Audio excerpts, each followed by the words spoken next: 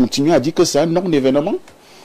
L'avant Abel, je crois que Thierry Atangana, sur le premier sujet, l'absence prolongée du président de la République, constatée, et qui nous permet de dire que le pays est désarticulé. Parce que quand une absence prolongée du président de la République, n'est-ce pas, crée un déficit de visibilité du pouvoir exécutif. Il a dit que c'était un non-événement. Maintenant... Pour le président, oui, c'est un non. Maintenant, il y a eu le temps, l'abondance, n'est-ce pas, l'abondante littérature qu'il a apportée, n'est-ce pas, pour défendre son client. Et puis je voulais lui dire, j'ai admiré sa façon de distribuer les bons points et de diaboliser les autres.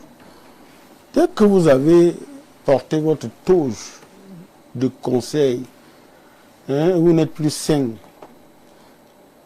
on doute aussi de vous. Et puis, ce qui est important pour dire à Enibi que c'est un événement, c'est que cela décrit le malaise, n'est-ce pas, la pagaille.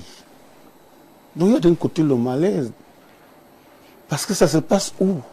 Au plus haut sommet de l'État. La pagaille, c'est quoi? Vous voyez comment ils ont gâté le pays. Regardez dans quel gadou ils ont plombé le pays. Mais attendez, vous parlez du Cameroun comme ça? Et puis, ça ne peut pas être un non-événement parce que cette affaire, la sortie de Foudou vient après l'histoire des faux décrets, de telle chose. Donc tout cela est un agenda qui est en train de s'écrire. On ne peut pas isoler ça, M. Parfait ici. Parce que justement, et on pourrait se poser, lui qui est expert criminel, je crois qu'il y a une question que vous posez toujours, à qui profite le crime? À qui devait profiter les vrais faux vrais décrets? À qui profite la sortie de Foudou? Mais pourquoi tout tourne? Vous avez reconnu que le amiral, vous avez dit Fouda, Fouda est devenu aujourd'hui la marchandise. Il est devenu la personne par qui on passe pour s'enrichir. Pourquoi lui et pas les autres?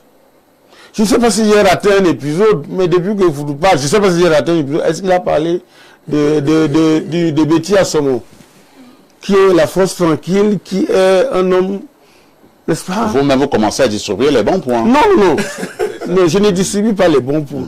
Parce que j'estime que, au regard du corps dans lequel appartient, n'est-ce pas, Foudou, il devait même, quand même quelque part trouver un endroit où loger. Foudou n'a jamais été très proche du MINDEF. Je suis d'accord avec vous. Mais le MIDEF, c'est sa hiérarchie. Bien entendu. On a changé des choses. Mais j'estime que s'il ne parle que des gens, ça veut dire que les gens qui sont... Pourquoi le EGPR? Pourquoi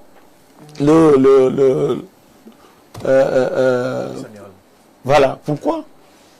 Est-ce qu'on n'est pas plongé là dans l'enjeu de la succession de M. Et c'est cette question que je voulais te poser pour nous poser comme la question, parce que depuis de longs mois, vous et moi, sur ces mêmes plateaux de télévision, nous parlons de ce que pratiquement tout le monde sait déjà. Le Cameroun est désormais entretenu par une lutte de clans. Apparemment, cette lutte est désormais même ouverte. Et si Foudou était également déjà désormais un grand acteur de cette lutte des clans. Et d'où la question, à qui profitent les sorties de M. Foudou? Les sorties de M. Foudou ne sont pas saines. Elles ne sont pas fortuites? Non. Il est dans, n'est-ce pas, l'enjeu. Et Foudou dit qu'il se bat pour lui-même. Il veut rétablir son honneur et sa dignité. Vous savez, Foudou est en France. Oui. N'est-ce pas? Avant de commencer à sortir, on a dû lui garantir une certaine assurance en termes de sécurité. Et nous savons, pour aller très loin, qui la France vont nommer vice-président et même être le 3e président. Suivez mon regard. Moi, je ne suis pas au regard. Et si Mais je ne vois pas ton regard aller vers qui. Et si il se souvient qu'un jour, le président de la République avait présenté quelqu'un à Macron pour lui dire c'est mon fils. Ah bon? Mais vous savez, quand vous montez, vous descendez, vous réveillez à minuit et vous regardez la France, vous avez le sentiment que la France a choisi son vice-président. Mais maintenant, c'est une question de timing.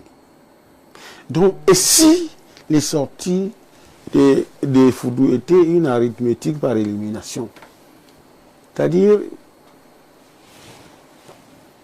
faire monter en épingle ce qui, n'est-ce pas, manifeste des démangeaisons de pouvoir et du coup amener le système à les neutraliser pour ouvrir un boulevard à l'autre.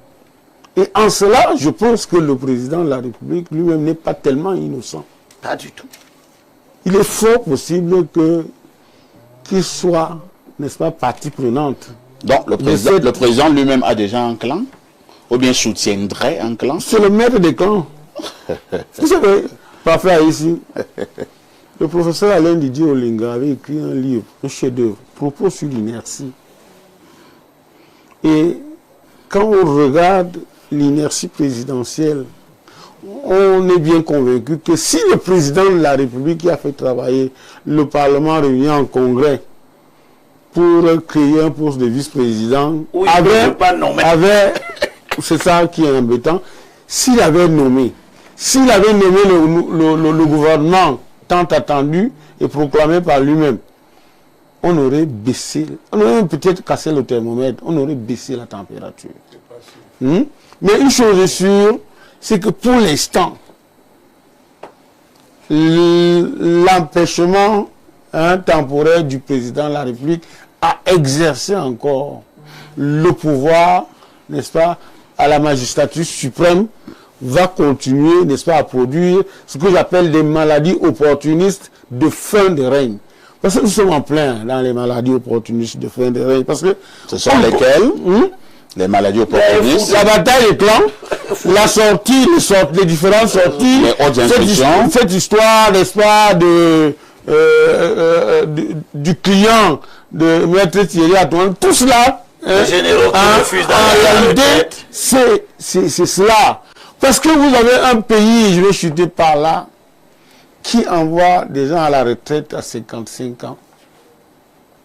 Et peut-être au plus 60 ans. Mais quand on a 75 ans et plus, on ne part pas. On ne part plus à la retraite. Et on envoie plutôt la retraite à la retraite, monsieur Solé. Monsieur Parfait. Donc toute la question est là. Parce que justement, il y a des gens qui pensent que c'est la République qui est devenue leur affaire. C'est la République de quelques-uns. Et la caution leur est donnée par le président de la République lui-même. Aujourd'hui, vous savez, le président de la République, je vais chuter par là, il y a un peu de paresse, et peut-être même de temps en temps de lâcheté dans ses méthodes. Donc, en se faisant livrer la tête de certaines personnes qui veulent prendre son pouvoir, ça lui permet, n'est-ce pas, de les envoyer peut-être au Niouf, ou alors de les envoyer en exil, et ça lui permettra... C'est peut-être aussi ça le cynisme politique. Bien sûr, mais attendez, c'est un parfait cynique politique. Encore qu'on ne peut pas occuper ces fonctions-là, rester 43 ans au pouvoir si on n'est pas cynique politiquement. Nous allons repartir du côté. Juste dire en une seconde. Oui, après on passera la parole à Maître Atanga. Quand un monsieur a attendu 47 ans avant de rencontrer son maître d'école, n'est-ce pas?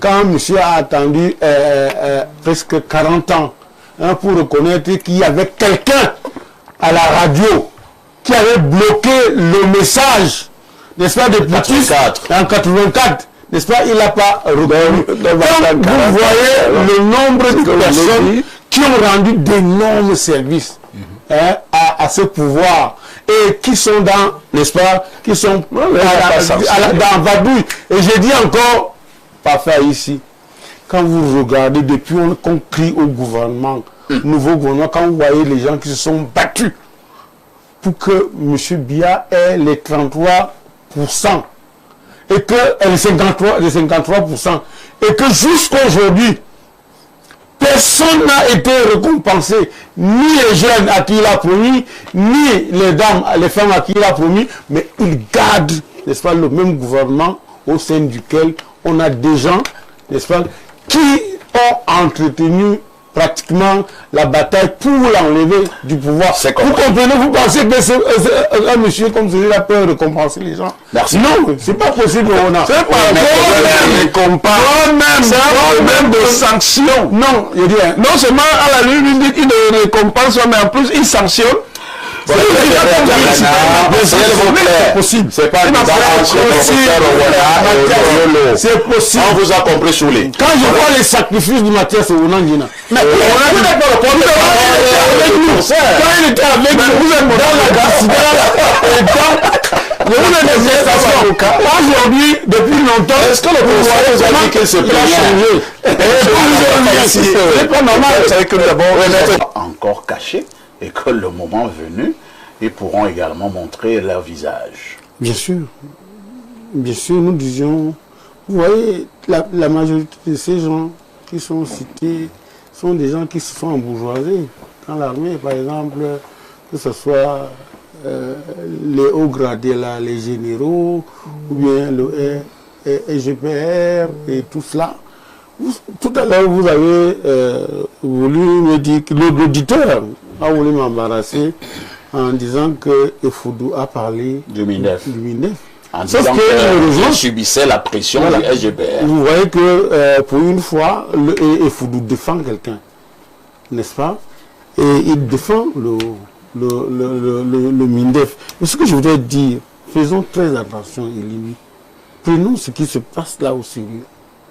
Parce que vous savez, le président n'est plus jeune. Il est presque à la fin de son cycle. C'est presque son dernier mandat. Sauf si on veut le réélire en 2018. On avait dit que c'était également son dernier mandat. Il n'a personne d'autre. Parfait, je suis entièrement d'accord qu'on peut toujours le réélire en 2032. Il y a des gens qui disent déjà, qui écrivent des plaques, pour lui, n'est-ce pas, candidat en 2032. Mais la question de fond demeure l'espace, le temps. L'espace, le temps. Parce que ce n'est pas le fait du hasard. Et c'est pour ça que je suis de ceux qui pensent, n'est-ce pas? Je crois que c'est le professeur enseignant des stratégies à l'école des guerres qui aurait dû le dire que Effoudou, comme tous les autres, n'est-ce pas, qui expriment les démangeaisons du pouvoir, sont les plus proches du bulletin de santé du président de la République. Ils connaissent l'état clinique du président.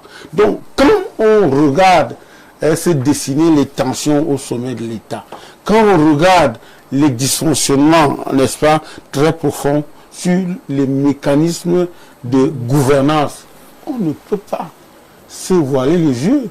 On ne peut pas rester tranquille. Parce que il faut se poser la question fondamentale, où est-ce qu'ils vont nous emmener? Qu'est-ce qu'ils préparent pour le Cameroun? Merci. Est-ce que ce n'est pas... est-ce qu'ils ne se battent pas comme ils le font parce qu'ils ne s'entendent pas sur qui doit prendre? Ce qui nous renvoie, n'est-ce pas, à la question fondamentale qui a pollué, n'est-ce pas, l'opposition camerounaise, le débat sur le candidat unique de l'opposition. Est-ce qu'aujourd'hui, le gré à gré dont on parle, si jamais ces gars se mettaient d'accord, est-ce que ce n'est pas une façon de récupérer ce pouvoir-là pour en douce, pour nous laisser peut-être même sur je ne sais pas, sur des chemins contrôlés. Ces gens-là, tu as fait cet effort ici.